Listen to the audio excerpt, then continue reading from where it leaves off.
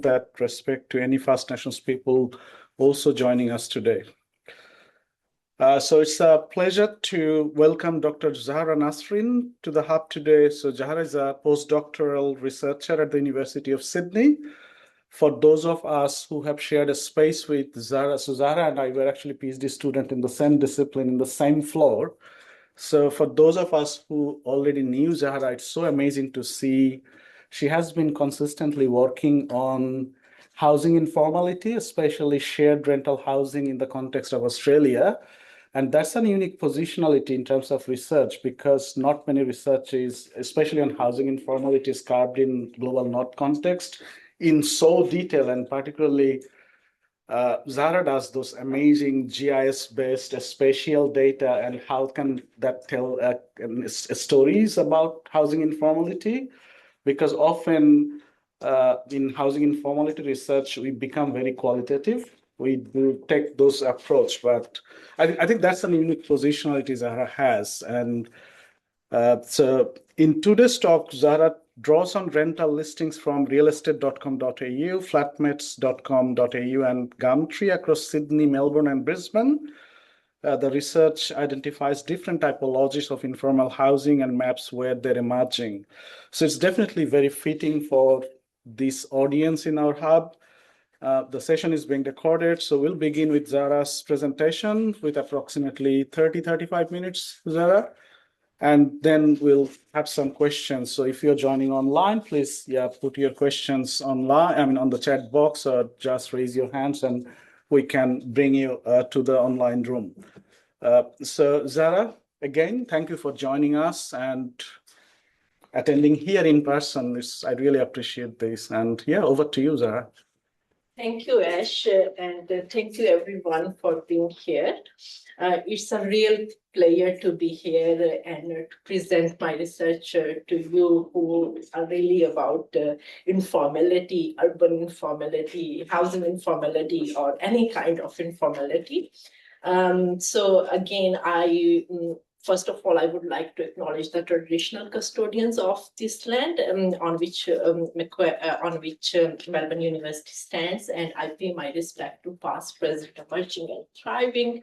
And as Ash mentioned, I will be presenting a part of research agenda I have been working on for nearly a decade now.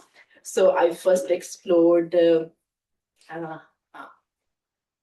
overcrowded and shared room accommodations in Sydney for my PhD project, looking into listings through platforms, but also interviewing tenants, how they access these housing markets, their vulnerabilities within these sectors, and their trades-off within this sector. And then I joined as postdoc at Sydney University, working on AARC funded project that was granted to Professor Nicole Gurran, and Pranita Shrestha was another postdoc who was also working on this project with us. So the agenda is how digital platforms are reshaping housing practices in Australian context, in particular looking into the segments of the market which counts for informal housing listings, and what does this transformation means for Australian cities, for urban authorities, and for housing policy.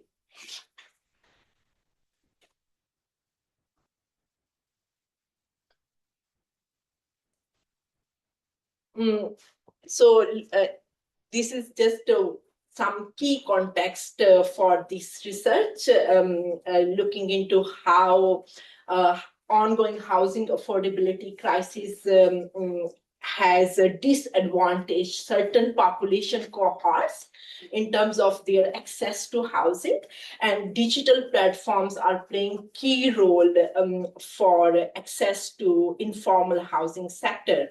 Imagine being an international student just arrived in Melbourne with a very limited budget, with no local references, with no rental history, which give you eligibility to enter into the formal market. And you look into real estate agencies or websites, and then you realize that none of that is according to your budget or in affordability range of areas where you want to live in.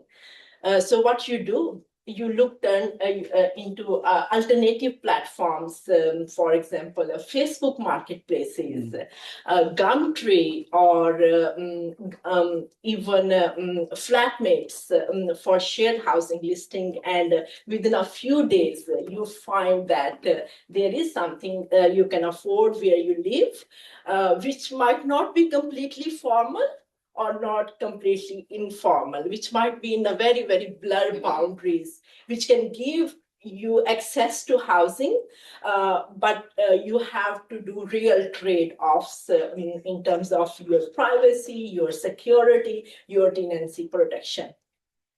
So in that sense, this segment of the housing market, which was hidden but now has become quite visible, if we look into listings on these platforms, and digital platforms has really accelerated the process in terms of access to housing. Like within days, you can go for inspections or you can find accommodation, but it is also making it much more complex for urban authorities on how to tackle with this segment of the market.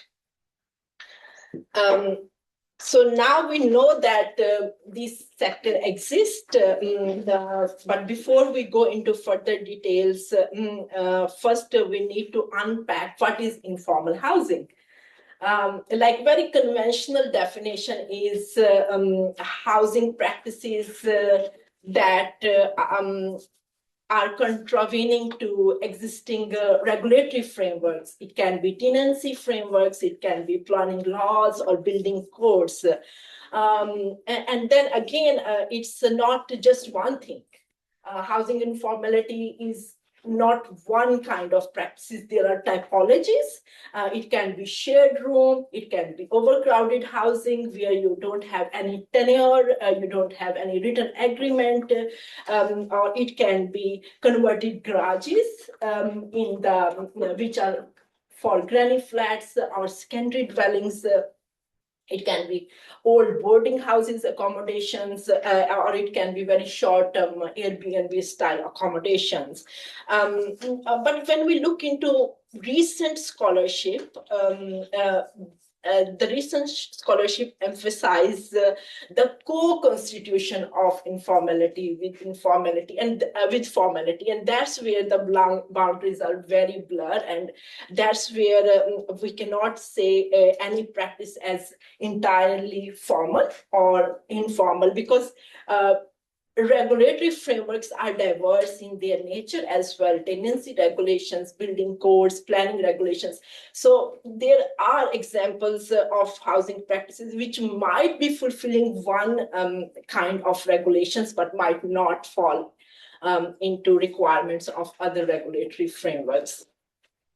And another set of scholarship also look into the role of state in constituting informality, because the state is the one which encourages certain kind of typologies and which have power agencies in terms of deregulation, of which we see much in the case of Sydney for granny flats and secondary dwellings. And interestingly, the digital platforms which give access to this kind of housing practices also fall in regulatory gray areas.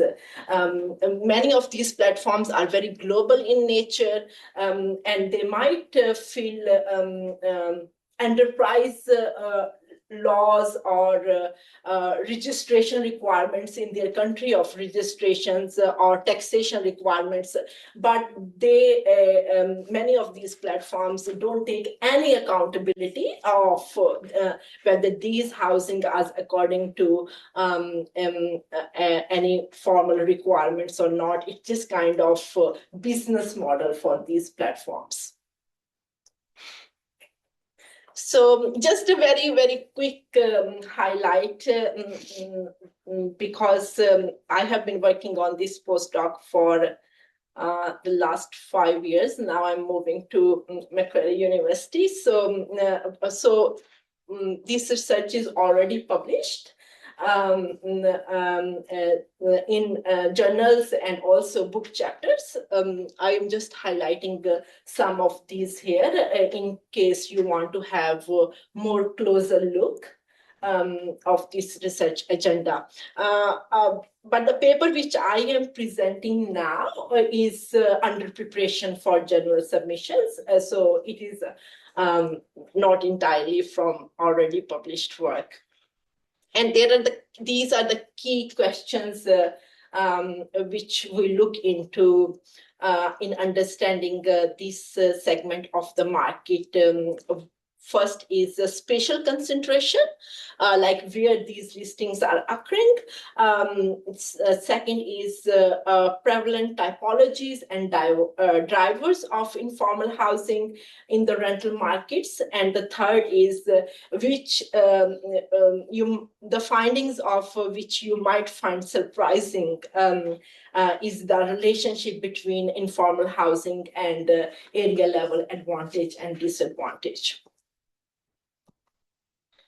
So looking into 3 cities, Sydney, Melbourne, and Brisbane, in particular focusing on 3 platforms, Gumtree, flatmates, and a real estate.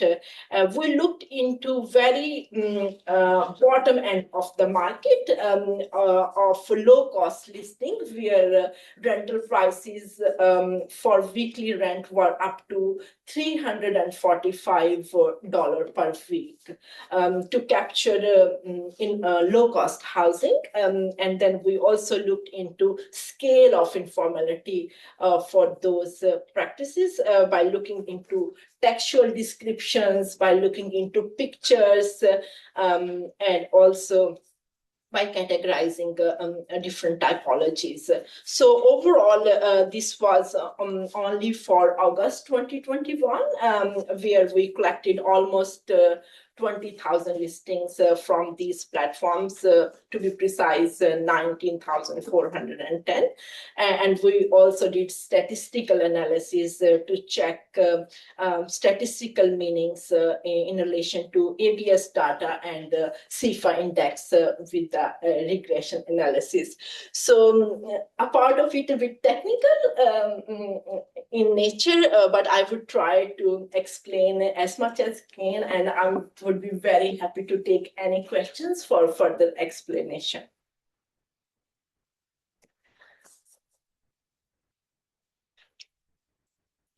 So the first question is, how big is this segment of the market?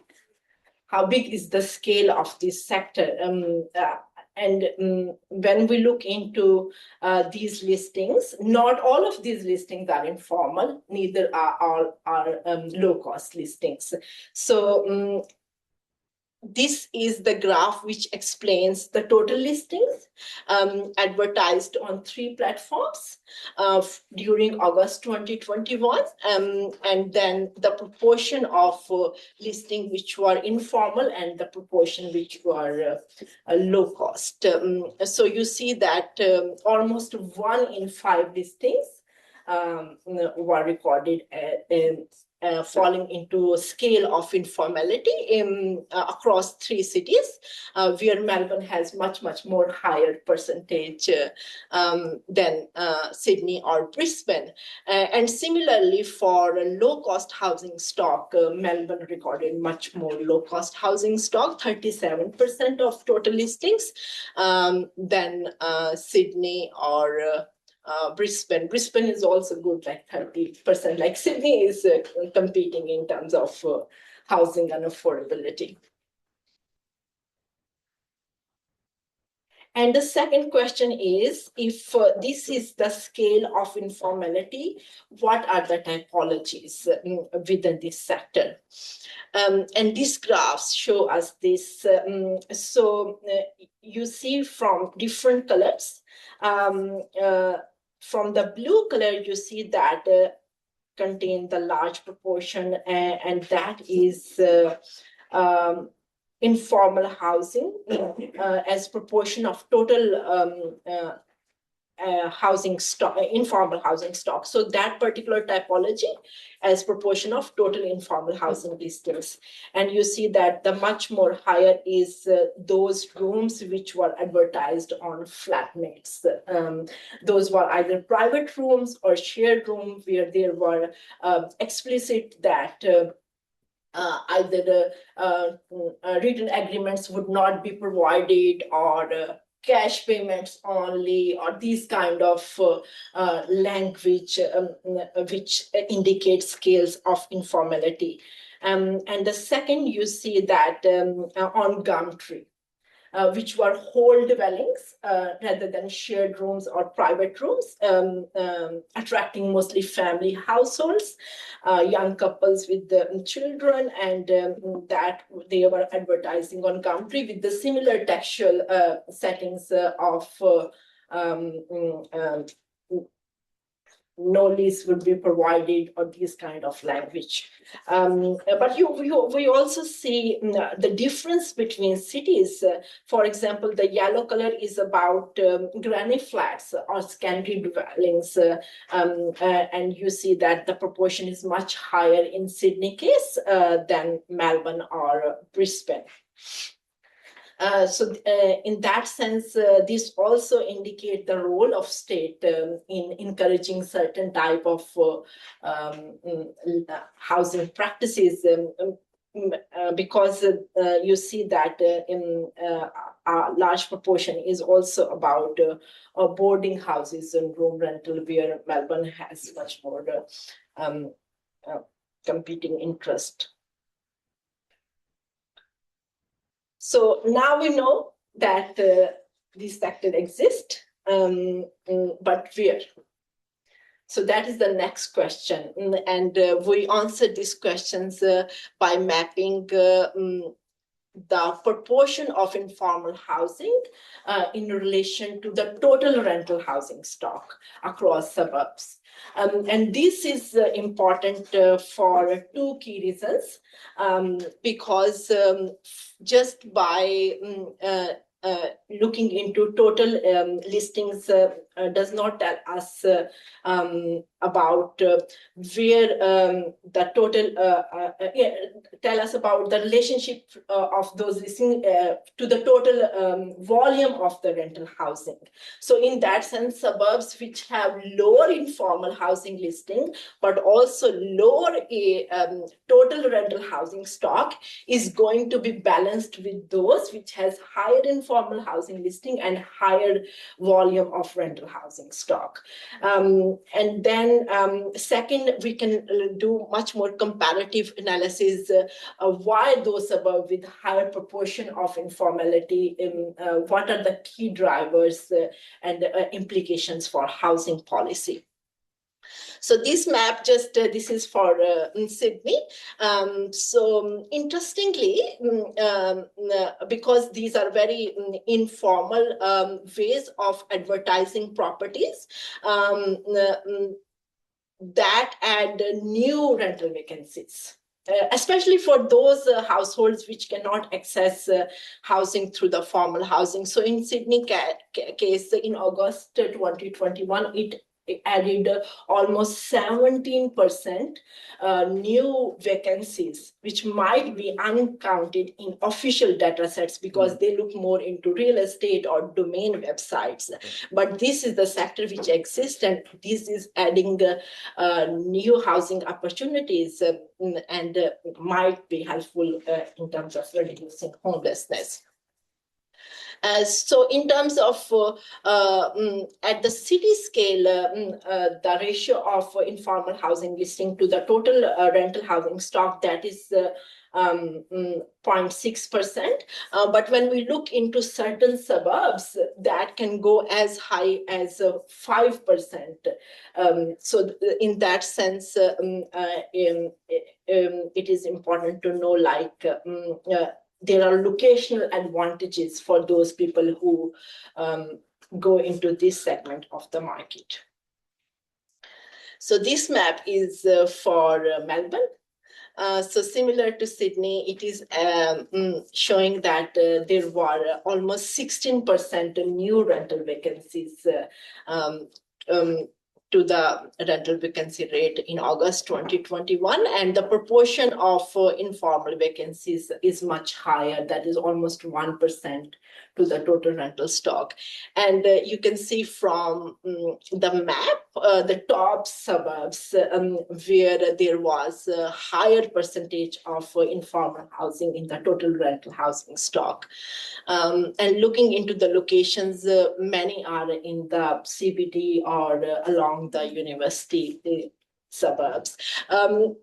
Because we also did kind of picture analysis of those listings, I just want to mention, like in Burwood, there were just 2 new buildings and all the rooms just getting advertised without mentioning rental price. Giving the range of rental price, 250 to 500, without mentioning like how it would be accessed. But just those 2 buildings where all new room rental were advertised added much more. And I don't know how much it common is now, but that was in August 2021. And similar for Brisbane, where additional rental vacancies are quite higher. And this is because the rental market is quite tight in Brisbane, which means that even the less informal housing listing is adding much more in relation to the overall rental housing stock. And then there are top suburbs very close to the CBD areas. Yeah, I will move to the next part, just considering the time limitations we have. But I'm very open to any questions you have about this part of the presentation. So next part of analysis is what does this sector mean for those who depend on it? We know the numbers, we know the scale, but what does it tell us? And this is just one of the key themes I would like to explain related to accessibility. So we looked into textual part of these listings, and you see that this is a kind of segment of the market which have learned what formal housing stock can offer. So listings indicating you don't need to pay the bond, listing indicating international students are very welcome.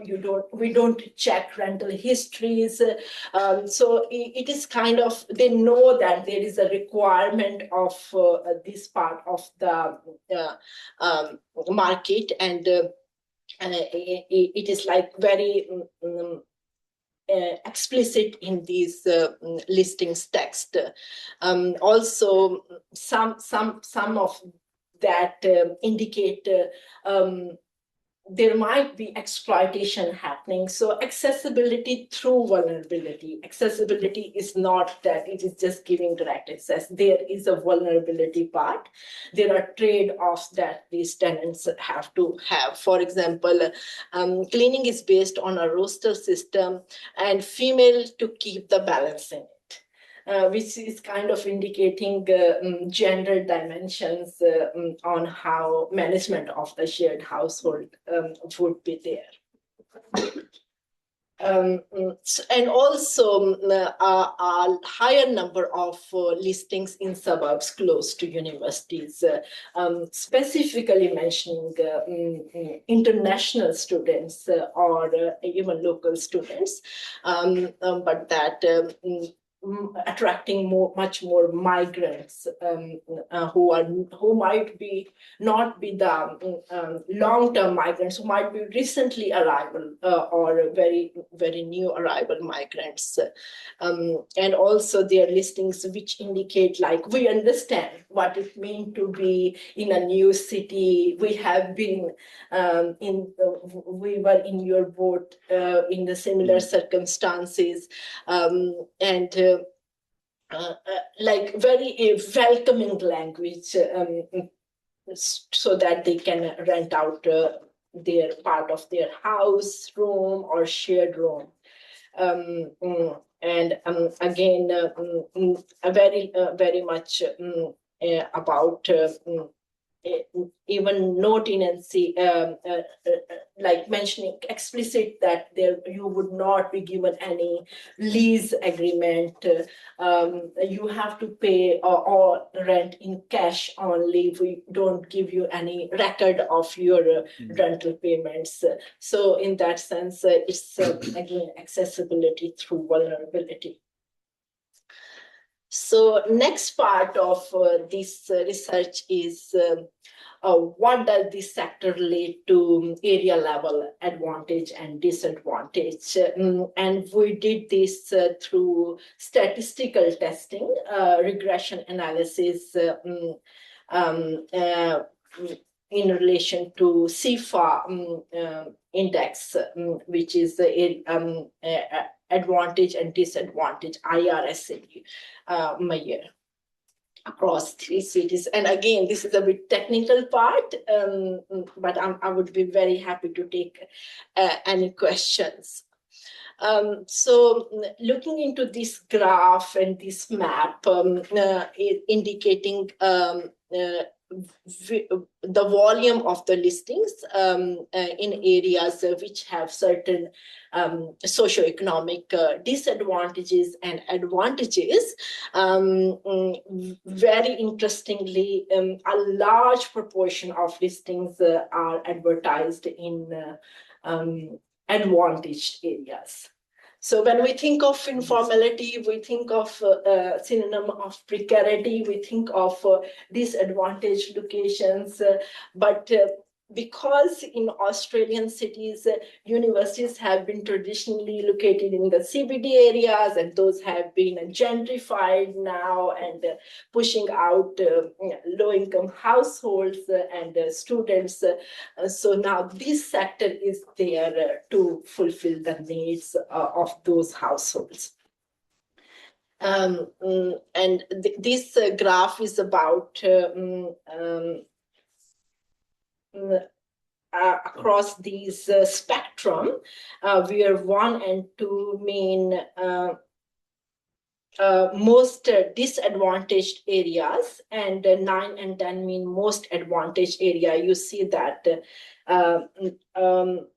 in the most advantaged area, the percent composition is much higher as compared to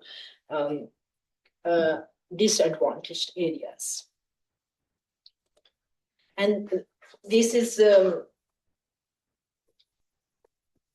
this one is Brisbane one. I just want to check if I double click 2 slides or Melbourne is next. Okay. So yeah, so very similar in Brisbane. You see that 1 and 2, which is the most disadvantaged areas, like where the percentage composition is quite low as compared to 10, and also in between, which is 6, which is like in the middle of the spectrum. And in Melbourne, we have 2 cases. We also see, like, in the most disadvantaged areas, which is 1, you see that it is almost 1%, and then again, the most advantaged area, which is 10, which is like very similar if you look the position of this these 2 dots. I would be happy to explain this in a much more detail. If you have any questions, what does this graph mean in terms of statistical meanings, or even talk more about these maps. So just very quickly about this regression analysis, we found that in Sydney case, area advantage score is significantly and much more highly associated with the informality rate across the city. And same for Brisbane, we see that it is more in the advantage locations, and it is statistically tested and proven. But Melbourne tells a very complex story where it is not very significantly associated with only advantaged areas, and we have to look into where it is occurring, and a part of segment is in the migrant gateway suburbs, which are in the disadvantaged part of the CIFA spectrum.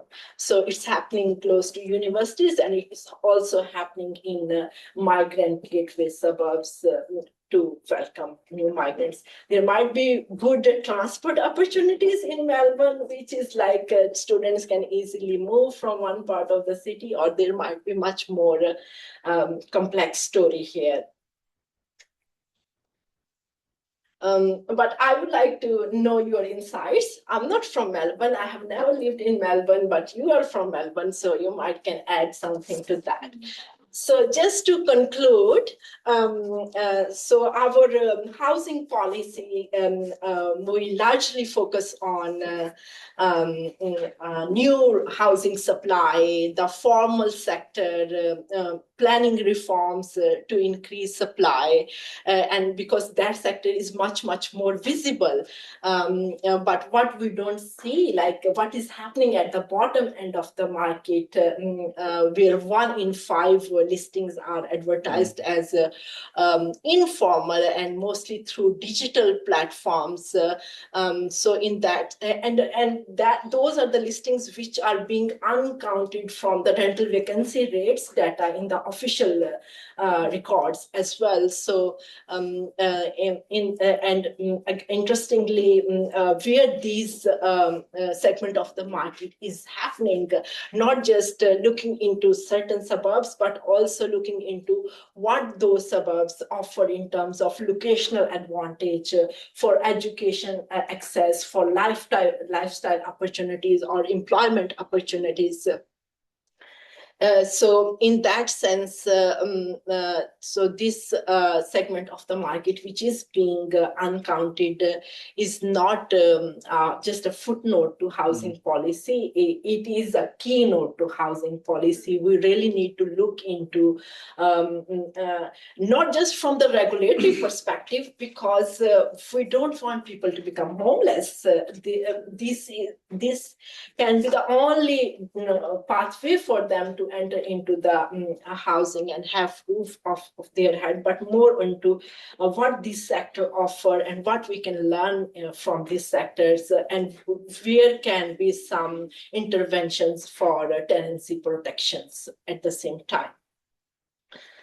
So I just want to leave you with these questions. If we keep designing housing policy for only the housing system that is being counted, that has been acknowledged in the existing policy, or that we can see, then whose cities we are actually planning for. So thank you.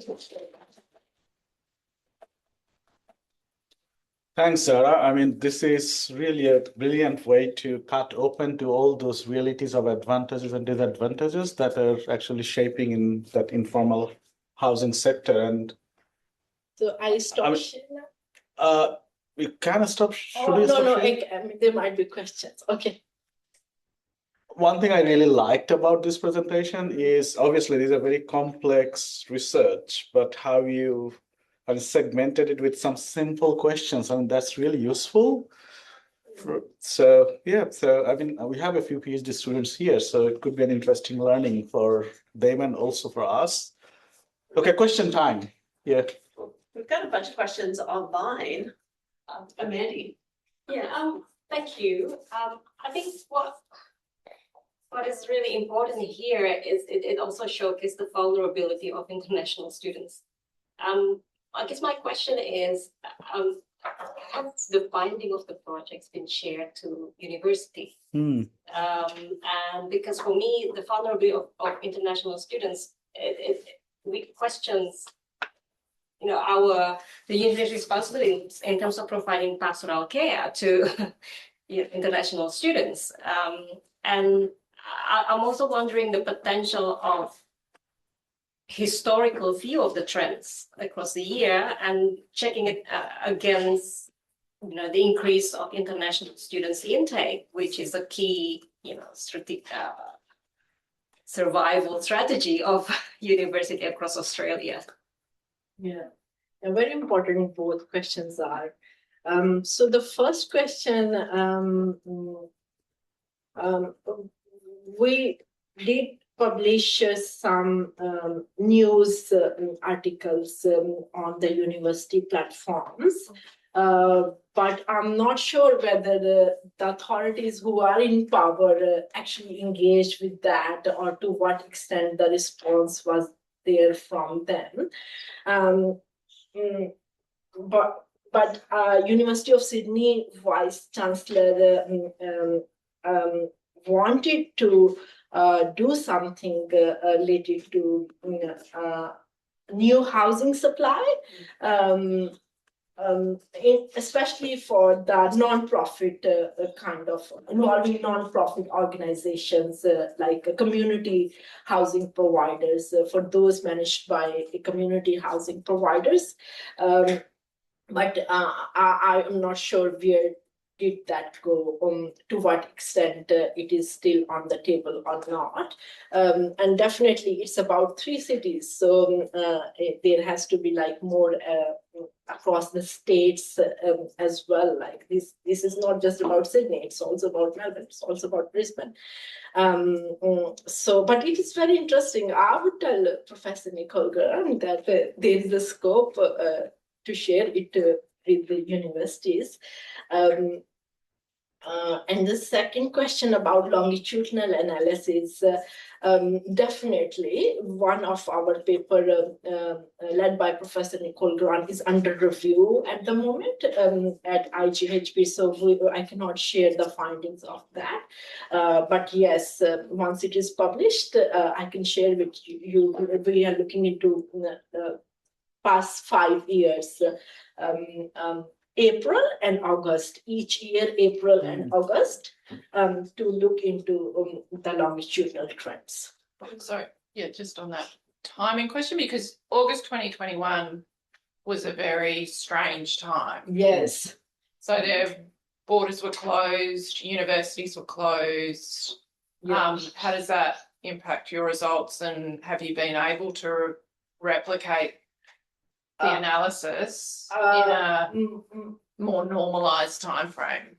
That's again a very good question. So this analysis is like 3 years in itself, just to looking into all the listings and bringing it to this final findings kind of scale.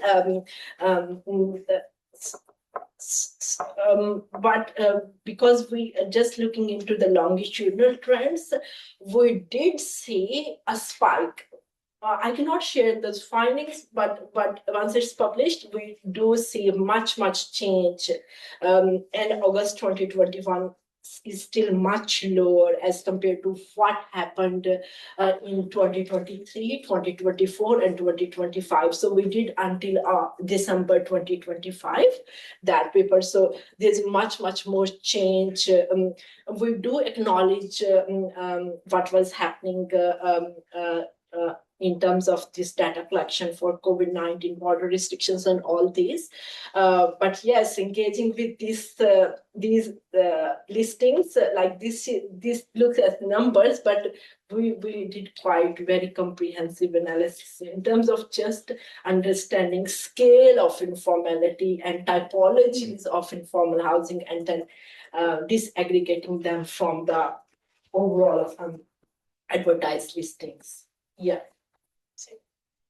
Krista, do you want to ask her? Yeah, sure. So there's a couple of questions online that I might read out, if that's all right. I'll do them both at the same time. The first one's from Patrick Covenant. I'm just curious about your conceptualization of informal housing. What you describe as formal platforms, so realestate.com domain, do not offer rooms, but houses for rent. So there's definitely a vacuum in the market, which this sector is filling. So why then do you describe them as informal when they can be verified and assessed for tax and other purposes? Could we have a more appropriate theorization than formal housing? So how are you talking about that? Yes. And so the second question very quickly, if that's okay. Can you just answer this question? Yeah, go for first? it. Go for it, Leah. Yeah, because yes, we did receive these during review process for these journal articles. And surprisingly, if you look into the real estate websites, you will find room advertised. You will find a listing indicating no rental price. You will find where it is not mentioning what dwelling type it is. You will find like agents advertising those rooms on real estate websites. That's what we found when we looked into very low cost housing stock, rent up to $345 per week. Those were mostly not whole dwellings. Those were actually room advertised on real estate websites.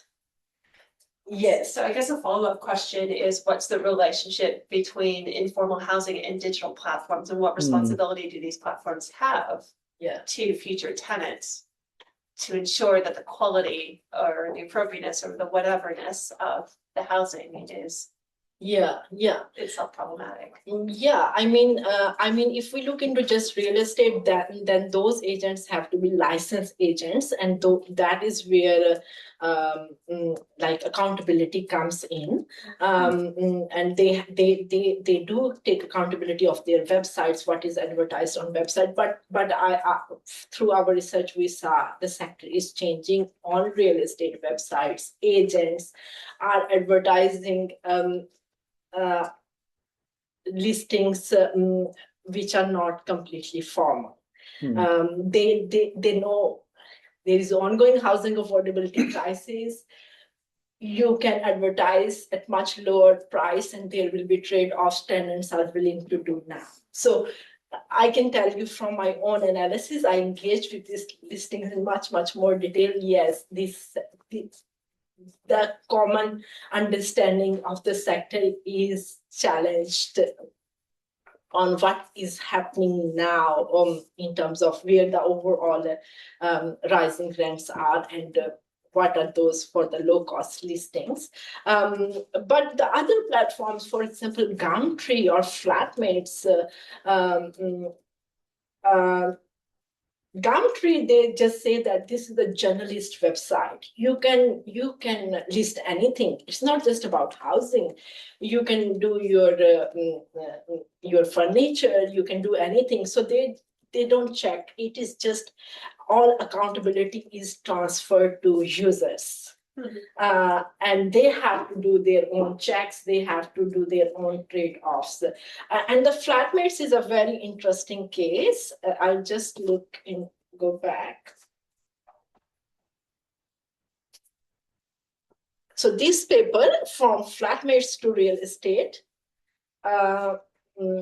Platform Capitalism and the Transformation of Shared Housing, will look into the whole platform as platform, the Flatmates, and we saw that there has been transformation in terms of ownership of the platforms, but also again the accountability is up to users. So these are bigger questions which we are left with this research, and I'm very happy to see how audience picked it up. There are very unanswered questions so far. Yeah. Should I keep reading the ones that are online? Or Maybe just one question that came from Anitra. Anitra, thank you. So you don't seem to have included people living in residential villages or permanent caravan or portable housing. The question is, if not, why not? So that seems to have been missing in the data. Okay, so yes,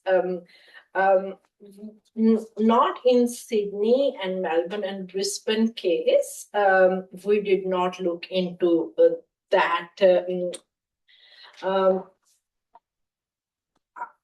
There are listings on Gumtree, people advertising for caravans, and but we excluded those categories just because of different type of pathways in terms of access, like temporary nature or different pathways for those type of practices. Right. Fair call. Yeah. Do you, I don't know a lot about this, so I'm sort of speaking to some ignorance, but do you feel like, with having done this research, do you think that this process, that they should become more formal, or do you think that having the informality actually provides some benefits for the residents? What would you envision this space to look like in a decade or so? Yes. So this is very future-oriented question, and I mean, this sector would not go away unless we have much more affordable housing stock.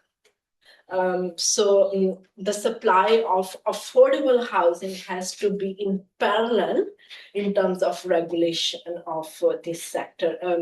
If we are offering tenancy protections or asking people not to go for this sector, what are alternatives? Homelessness. So and also within this, when we, during my PhD, when I asked tenants to tell about their housing access experience, many were very afraid to take part in the research because they thought actions might be taken against them. They are living in these kind of arrangements. They don't know how the policy framework work. So in that sense, there are real vulnerabilities. And in Sydney, during my PhD research, there were some compliance for, there were like fire incidents in overcrowded apartments, and those were closed. But then where would those tenants go? So even councils, local authorities are not looking into this segment of the market, because if they have to take action, how they would accommodate these households. So yes, so but what if we can learn from this sector is that housing typologies that we can bring through formal ways, like individuals seeking accommodations and much more supply of that kind of housing stock in suburbs where there is actual demand, right? So it's a policy question. It has to be solved through affordable supply, and not just getting rid of this sector. I think this is going to be here. This has been here. Digital platforms has made it much more visible, much more accelerated the process, but it will always be there, because there will always be households who will be at the margin of the housing markets. Thank you. It's already 5 o'clock, so I mean, I have a lot of questions around Melbourne's West, so that we are going to take to probably to Clyde.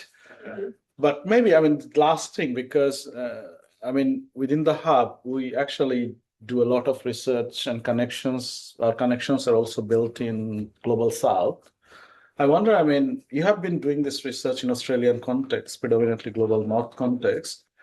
What are the opportunities of this kind of research? Say, for example, if we want to understand this kind of platformized housing informality in the context of Jakarta, or Dhaka, or even Karachi. So have you thought about that, or is it possible?